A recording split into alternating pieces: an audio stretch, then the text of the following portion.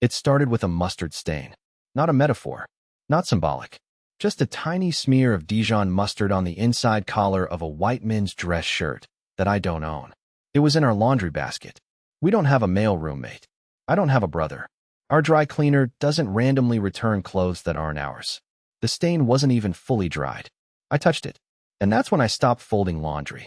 Instead, I sat on the bathroom floor for 46 minutes staring at that shirt like it was the last clue in a murder case. Because in a way, it was. My name is Elwood, and I think my wife is cheating on me with a man who eats overpriced sandwiches. And I think she's proud of it. Her name's Quinn. She hasn't said my name out loud in 3 weeks. She calls me hey, or just whistles from the hallway like she's summoning a dog. When I handed her the shirt and asked, "Whose is this?" She looked at it for exactly 2 seconds and said, "You bought that at Nordstrom Rack last month." I have never bought anything at Nordstrom Rack. I avoid clothing stores like I avoid confrontation, which is probably how we ended up here in the first place. Still, I let it go. That was lie number 1. By the end of the week, I'd counted 72 more. Yes, I kept a note on my phone. No, I didn't bring them up. Not yet. It was a conference call, not FaceTime. I didn't see your text. My phone died. It's just a book club. We're reading normal stuff. He's just my accountability partner. Who has an accountability partner who texts you up at 11:52 p.m.?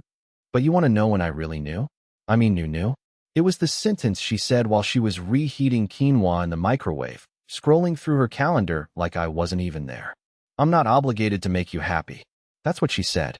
Out loud. Casually. No hesitation. As if she'd just told me we were out of almond milk. And something in me cracked. Not loud, but clean. Like when you bend a spoon too many times and it just snaps. I didn't even argue. I just nodded and walked outside.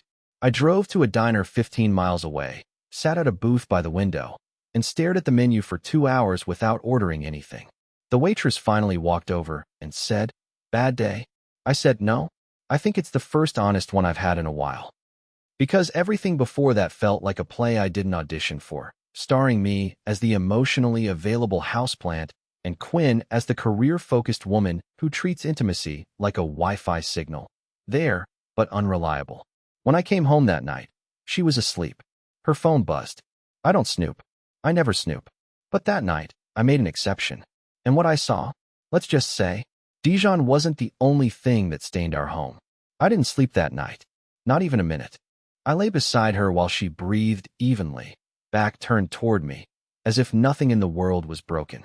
As if her betrayal hadn't just tiptoed through our home on silent feet, leaving muddy footprints across everything I used to believe. The iPad sat face down on the kitchen counter, screen black, like a secret trying not to be noticed. I had memorized the texts, the tone, the emojis, the casual references to us and him. Him being me, of course. The husband. The legally and emotionally discarded man who still paid the Wi-Fi bill she used to flirt with someone named Reagan. I didn't confront her. Not yet. Confrontation requires energy, dignity, something left to protect. I had none of that. Just a mental movie that played on repeat. Her in the cabin, sipping wine, that same necklace bouncing gently on her chest as she laughed at a joke I'd never hear. The next morning, she made coffee. Didn't ask if I wanted any. Didn't look at me. Just stared at the toaster like it had insulted her.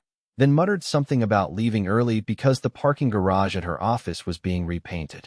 Lie number 73. She doesn't park at her office anymore. She Ubers. She started doing that around the time she began taking overnight bags, just in case it rains. I asked if she needed help packing her laptop charger. She blinked at me, like I had spoken in Latin, then smiled politely. "You're being weird," she said. "Is everything okay?" The level of emotional gymnastics I had to perform not to scream at her was Olympic. "Yeah," I whispered. "Everything's fine." Later that afternoon, I called in sick from work, pulled the blinds shut, and sat with Moose, our retriever, who sensed something and rested his chin on my knee. I used to joke that he loved her more than me. Lately, he avoids her like she's a thunderstorm. Dogs know. I decided to dig deeper. Not in a rage-fueled way. No revenge plans. No shouting matches. Just quiet, methodical curiosity. Like a librarian sorting evidence. Email. Deleted messages. Hotel rewards programs. I found 2 charges under a Q Mercer at a boutique lodge 2 counties away. One of the bookings overlapped with a weekend she claimed she had a branding workshop in San Diego. I called the lodge. Hi. Yes. I'm just trying to confirm a recent stay for tax purposes. Quinn Mercer? The woman on the phone was polite. Too polite. Hesitant. Yes. She stayed in cabin 5, she said. Is there a problem? No, I said. Just wondering if she was alone. A pause. Then, carefully, I'm not allowed to disclose that, sir. Which meant, no, she wasn't. That night, I made dinner. Lasagna. From scratch. I hadn't done that in years. It used to be her favorite. She walked in around 8:15 p.m., looking tired but polished. I served it without a word. Halfway through her first bite, she looked up and said, "This is amazing." I nodded. My heart was pounding so hard I couldn't hear the fork scrape the plate. You're acting different, she added, chewing slowly. Is this about the shirt again? The shirt. She remembered. I didn't answer. Instead, I got up, walked over to the bookshelf, and pulled out a small black notebook. I placed it in front of her. She blinked. What's this? I didn't speak. She opened it. Inside, 73 lies. Each one catalogued. Date. Time. Quote. Evidence. Her eyes scanned the first few lines. She laughed lightly, then stopped. What is this? She asked again, but her tone had shifted. Defensive now. Cold. It's the mustard, I said softly. It started with the mustard. She stood up fast, the chair scraping against the floor. You've been spying on me? No, I replied. I've been listening. Something you stopped doing a long time ago. She opened her mouth to speak, but didn't. The silence was louder than any fight we could have had. I'll be staying with my brother for a few days, I added, picking up my overnight bag from under the table. I'd packed it while the lasagna was baking. She didn't ask me to stay. She didn't ask me why.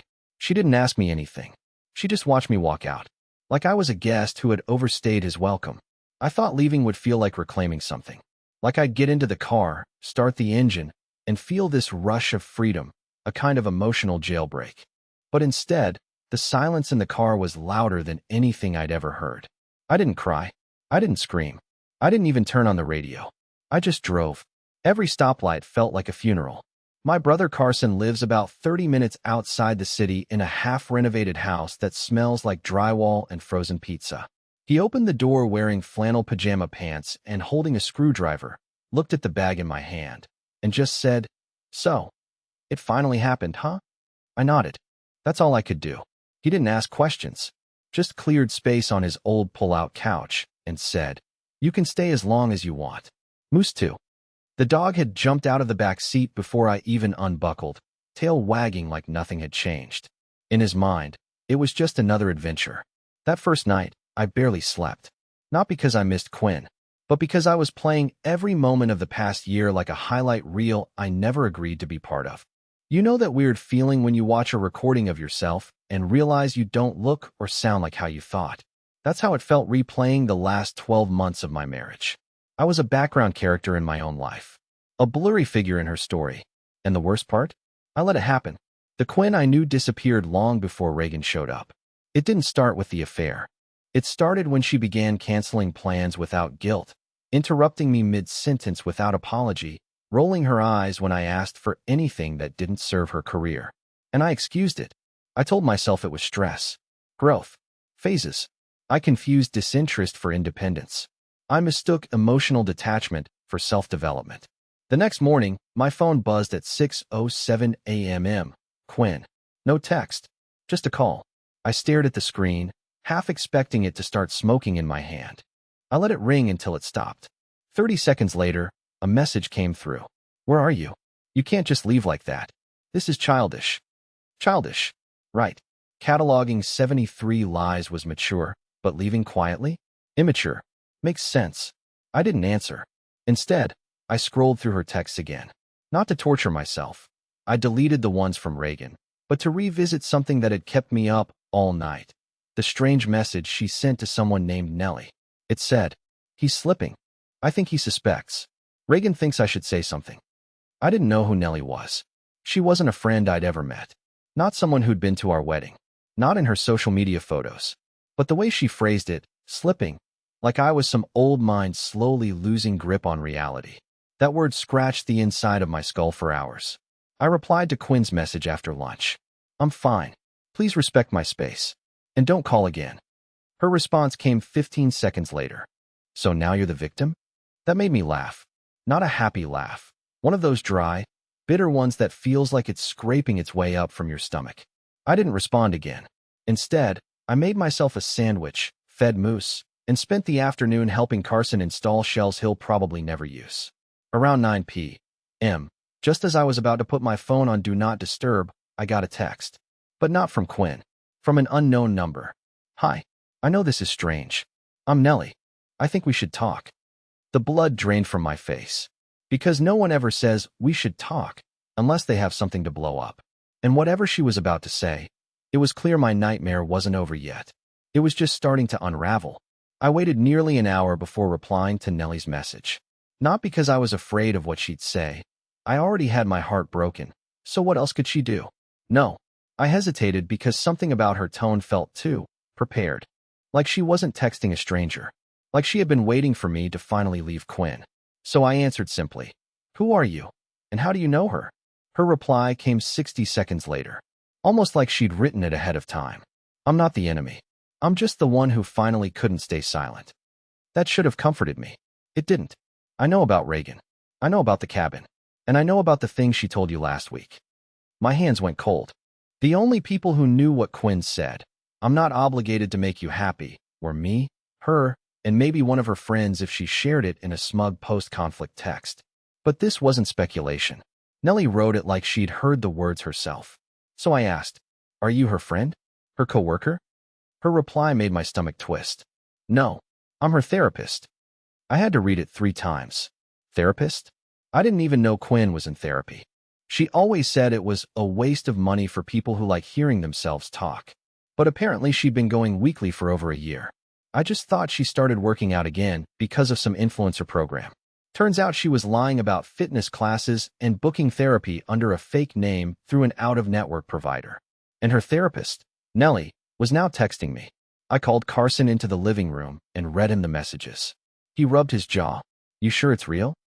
She knew about the cabin. And that line. The mustard too. That last part wasn't even in the notebook. But Nellie mentioned it. "I know about the shirt too. I know it mattered more than you admit." That's when I realized Nellie hadn't just been listening to Quinn. She had been studying her. I asked her why she was reaching out now. "Because she crossed a line today," Nellie wrote. "She told me something during session that made me uncomfortable. She was proud of it. And when I challenged her on it, she smiled and said, 'Well, he's too soft to ever do anything anyway.'" I had to sit down. The couch groaned beneath me, like even it didn't want to hold the weight of what I was feeling. Nellie continued, "I know therapists aren't supposed to do this, but I'm not violating any laws. Just giving you clarity you deserve. She's been rewriting you in her head for months, Elwood. She doesn't see a partner. She sees a man-shaped inconvenience." And I tried to help her find empathy. But she used therapy like a confessional booth. Sin, smile, repeat. She thinks you'll come crawling back. And if you don't, she'll play victim. The emotionally abandoned wife.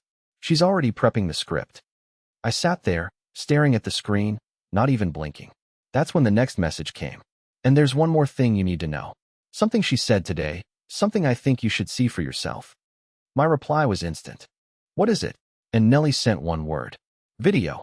When Nellie said she had a video, I didn't respond right away. I stared at my phone, screen dimmed but not yet dark, as if the truth was waiting in that glowing rectangle, something radioactive sealed in a polite message. Carson had already gone to bed. Moose was asleep by the door. The house creaked like it, too, was waiting for me to open something that couldn't be unopened. I finally replied with a single word, "Send." And then I waited. The video came through as a file, no caption, no warning. Just a timestamp. Thursday, 2:14 p.m. That was 2 days ago. I recognized the office. A generic therapy room. Fake plant in the corner, soft beige couch. A muted painting of a river. Quinn was sitting cross-legged in jeans and a green sweater I hadn't seen in months. Her hair was tied up the way she used to do on lazy Sundays. She looked peaceful, relaxed, lighter, like someone who had finally put down a heavy burden. Except I was the burden. The first 30 seconds were silent. Then Nellie's voice, calm, even, asked, How did it feel, knowing Elwood finally left? Quinn smiled. Not a forced smile. Not a nervous twitch. A genuine, slow-building, satisfied smile. Then she laughed. Honestly, like my skin fits again. My throat clenched. My ears burned.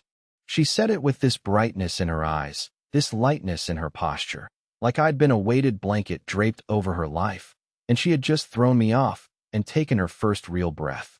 Nellie asked, "Do you feel guilty at all?" "No," Quinn said, almost before the question finished. He was too soft, too easy. I didn't cheat because I was unhappy. I cheated because he didn't matter anymore. She shrugged. Sometimes you outgrow people. Sometimes you wake up next to someone and realize you don't love who they are, only who they used to be when you needed them. The words weren't knives. Knives are sharp and cruel. These were worse. These were dismissals. And dismissals cut deeper than hate. But it wasn't until the next part that something in me fractured. Nellie leaned in slightly and said, "You mentioned Reagan made a suggestion this week. About a letter?" Quinn nodded slowly, then pulled a folded sheet of paper from her bag. "I already wrote it. We're going to send it if he tries to come back." She held it up. The camera wasn't close enough to read it, but her voice didn't shake as she began to summarize. "It basically says I've been in a state of emotional distress because of his withdrawal, that I feared for my mental health and needed distance, that I tried everything to salvage things, but he shut down. That's the story, anyway." She winked. "I've got friends who'll confirm it if needed. The goal is to look like the one who was abandoned, just in case."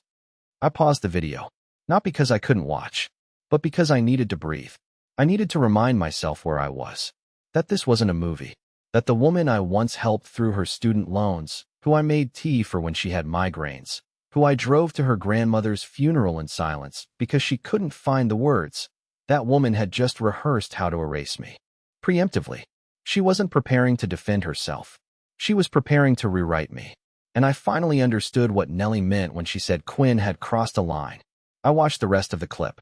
Quinn talked about moving in with Reagan, about how she planned to slowly transition the narrative so our friends would see me as the unstable one, the loner, the man who shut down emotionally and ghosted her without warning.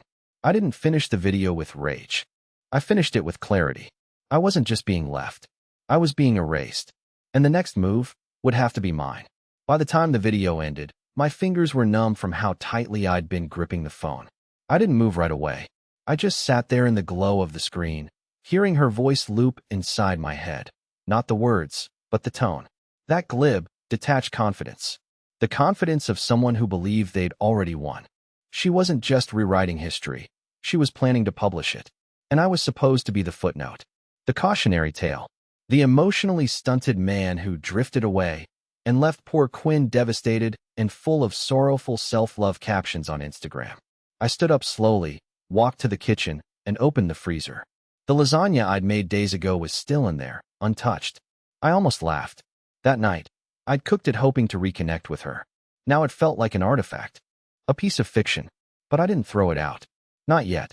Instead, I pulled out a pad of paper, sat at the counter, and wrote one sentence at the top of the page.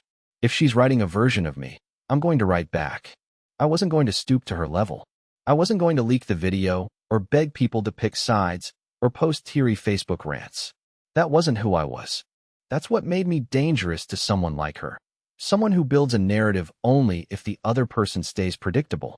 But I had one advantage Quinn never expected. I listened. For years, I absorbed everything. I knew how she thought, how she spun things, how she treated people behind closed doors. I just never used it. Until now. My first move was subtle. I called our mutual friend Lucas, someone Quinn had always kept on the fringe. He was kind, reserved, and smart enough to know when to stay quiet. But he was also fair, and I knew he'd pick truth over loyalty. "Hey man," I said, "we haven't talked in a while, but I wanted you to hear something before it starts making the rounds." He could tell from my voice something was off. I didn't cry. I didn't accuse. I didn't even say the word affair. I just told him calmly, honestly, that Quinn and I had separated, and that I was giving her space because I needed to figure out what came next. I didn't mention Reagan, or Nellie, or the video. Not yet. But I ended the call with one carefully placed line. "If you hear anything that sounds off, I'd appreciate it if you came to me first." He promised he would. The seed was planted. Next, I called our financial advisor and requested a freeze on all joint discretionary accounts. Nothing dramatic. Nothing that would make her angry enough to go nuclear, but enough to stop her from booking surprise vacations with the man who eats Dijon mustard and writes love letters in therapy session language. Then, I contacted Nellie. Do you still have access to her recorded sessions? I asked. Nellie hesitated. Technically, no, but I took notes, and she said something else that you should probably know. I braced myself. Go on. She's applying for a promotion at her firm. Big role. High visibility. They're vetting candidates for ethical red flags. If they find anything manipulative, even personal conduct that could affect the brand's image, it could jeopardize her chances. I didn't say a word. Nellie added. She told me Reagan works for one of their competitors. Still, I said nothing. Because I wasn't thinking about sabotage. I was thinking about truth. I was thinking, if she wants to play reputation chess, let's see what happens when I move my first pawn. That night, I sat down and wrote a letter. Not to Quinn, not to Reagan, not to her boss. I wrote it to myself. A declaration. A reminder. You are not a footnote. You are not a casualty. You are not the version she invented. You are not who she needed you to be so she could justify her exit. You are the author now. And with that, I closed the notebook, opened my laptop, and began to put everything together. Every receipt, every date, every message. Not for revenge. For record. For when the mask inevitably slips, and someone asks who she really is. 3 days passed. 3 very quiet days. Quinn didn't message again. She didn't call. Not a single passive-aggressive emoji or vague Instagram quote about reclaiming peace. Which was strange, because if there's one thing Quinn hated more than being questioned, it was being ignored. But I knew what was happening. She was waiting to see how loud I'd get. If I'd implode. If I'd send desperate, rambling texts begging her to explain. If I'd post something messy online that she could screen capture, edit for tone, and circulate quietly to our mutuals as proof of my instability. She wasn't used to silence. She was used to being the one who withdrew. I gave her nothing. Instead, I crafted the email. It wasn't an expose. Not yet. It wasn't even sent to anyone but myself at first. But I drafted it carefully. A timeline. A respectful tone. Neutral language. No accusations, just facts. Dates, overlaps, and inconsistencies. I included screenshots, not commentary. I used a formatting style her company used for internal incident reviews. The kind of document HR departments don't ignore. But the email was just a tool. The real move came when I met with Lucas again. Over coffee. Public space. Safe energy. I told him just enough. Not to smear, but to clarify. I explained how things ended. I let him see the tone of my voice. Calm. Measured. Then I said something I knew would ripple through the quiet waters of our shared friend circle. I know there's a version of this story floating around that paints me as emotionally distant. And I'm not asking anyone to pick sides. I just think, eventually, the truth speaks louder than spin. Lucas nodded slowly. He didn't say much. But 2 hours after that coffee, I got a message from one of Quinn's closest friends, Monica. Someone who'd always liked me, but stayed neutral. Her message? Hey, Quinn just posted some weird cryptic thing. Did something happen? You doing okay? I opened Instagram. There it was. A black and white photo of her feet in running shoes, standing on pavement, captioned, running from what no longer serves me. Healing isn't always graceful. I laughed. Loudly. Alone. The kind of laugh that starts in your chest and feels like it might turn into a scream if you don't clamp it down fast. Running? Quinn hadn't run in years. She once called cardio an insult to intelligent people. But this wasn't about fitness. It was about optics. A test balloon. Seeing if I'd bite. I didn't. Instead, I sent one email. Not to Quinn. Not to Reagan. Not to her boss. To her firm's in-house ethics liaison. It was short. Precise. I didn't demand action. I didn't make threats. I simply shared that I was her husband, that we were separating, and that I had documented evidence of a personal relationship she'd maintained with a direct competitor while applying for a leadership role in which confidentiality and brand alignment were core values. I attached nothing, just offered to answer questions if needed. Then I logged off. The next evening, I got a call from a blocked number. I let it ring out. 30 seconds later, a voicemail. I played it twice to be sure I wasn't mishearing. It was Quinn. Her voice was tight, controlled. But barely. Elwood, I don't know what you're trying to do, but this is beneath you. If you think this kind of pettiness will change anything, you're wrong. I'm not the villain you want me to be. I'm just trying to move on. Please don't make this uglier than it needs to be. No apology. No admission. Just a veiled threat wrapped in faux exhaustion. I saved the voicemail. Then, 2 hours later, like clockwork, I got a message from someone I hadn't heard from in nearly a year. Reagan. Look, man. I don't know what Quinn told you, but you're messing with her career. That's crossing a line. She's trying to move forward. Maybe you should too. No introduction. No civility. Just arrogance dipped in entitlement. And suddenly, it hit me. He wasn't defending her. He was defending his investment. Because he hadn't won Quinn's heart. He'd just won her before the warranty expired. And now that I was talking, he was nervous. I didn't answer Reagan's message. What was there to say? That I'd already stopped caring about the outcome of their little soap opera? That the woman he thought he'd won had already started preparing her next exit strategy the moment he became inconvenient? I didn't need to tell him that. He'd find out on his own, the way I had. Instead, I turned off my phone, made myself a strong cup of coffee, and stood in my brother's backyard, watching moose chase shadows in the last slivers of daylight. The air smelled like cut grass and firewood. It smelled like peace, like something I hadn't felt in a long time. That night, I slept. I mean really slept. No spiraling thoughts. No heavy chest. No imaginary arguments played out in my head. Just silence. And stillness. When I woke up the next morning, something inside me had shifted. I didn't want revenge. I didn't even want closure. I just wanted distance. Emotional, mental, spiritual. I wanted space from the version of me who bent so hard to be loved that he cracked under the pressure. I went on a walk. I cleared out my inbox. I made a playlist that didn't include sad songs. I even laughed, genuinely, when Carson burned the pancakes and blamed the stove like it had a grudge against him. I was still bruised. But I was healing. Not gracefully. Not all at once. But honestly, a week passed. Then 2. Quinn didn't call again. I found out from Monica, the mutual friend, that she didn't get the promotion. She'd voluntarily withdrawn from consideration, which was probably code for HR asked a few questions she didn't want to answer. Reagan? Gone. At least from the photos. Quietly unfollowed. No birthday posts. No couple content. Just silence, the kind that speaks volumes. Lucas texted me once to say, "Whatever you did, you handled it better than most." I didn't answer, because it wasn't about handling anything. It was about finally letting go of what I was never meant to carry. Months later, I moved into a new place. Not huge, not fancy, but mine. The walls didn't know her voice. The bed didn't remember her perfume. The silence wasn't hostile, it was clean. I started writing again. I cooked for myself. I went hiking. I even started therapy, real therapy, not the kind used to script damage control.